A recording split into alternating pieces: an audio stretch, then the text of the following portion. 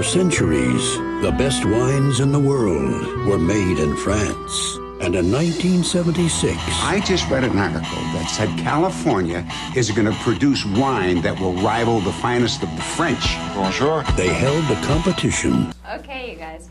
Now, you got to explain for the uninitiated what a Paris tasting is, because to me that sounds like a Paris Hilton sex tape or something, so... I wish I'd seen it. I wish I had said that. Yeah, really.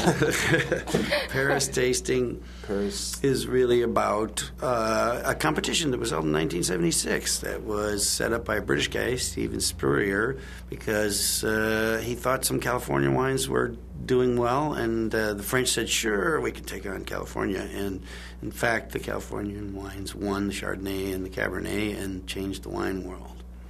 Now, I remember those Bartles and James commercials with those two quirky guys. Oh, yeah. Yeah. So, but the characters that you play, were they like media darlings, or I don't really remember?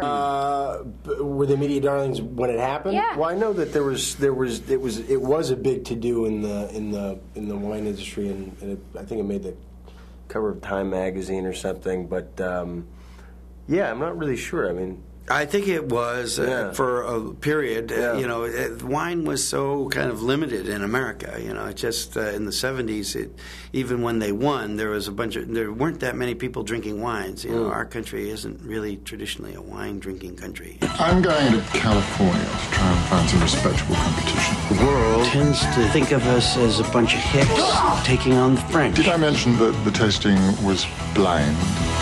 I don't know. If the French lose, they might bring back the guillotine. Well, when people think of, wine movies, of course, they say, okay, Sideways, I've already been there, done that. So what's different about Bottle Shock? It's not Sideways. It's a whole different movie. It's a shame these days that people think in the box like that. You know, think out of the box. It's got absolutely nothing to do with Sideways. Boxed wine, good or bad? Well, Bottle Shock is so different to Sideways. I mean, Sideways is a great movie, but it's really about, for me, it was about characters and about midlife crisis and that sort of thing, whereas this is specifically about the wine industry. And of course, there's some really amazing human stories to Bottle Shock as well that make it relatable. But what I think that is special about Bottle Shock is this is really like an underdog movie. It's like that great American kind of like a sporting movie that has this sense of kind of optimism and opportunism to it, I guess, or opportunity to it. It is. It's an underdog movie. It's about possibility, and I think that makes it really special. And it's a true story, where Sideways wasn't a true story. The only thing that this has in common with Sideways is that they drink wine in the movie. I mean, and that's pretty much it. So to put those two in the same category, it wouldn't be fair. I think. And it's different wine too. One's Pinot Noir, which was Sideways, and we have very fine Chardonnay in our movie. Bottle Shock. Why don't I like you?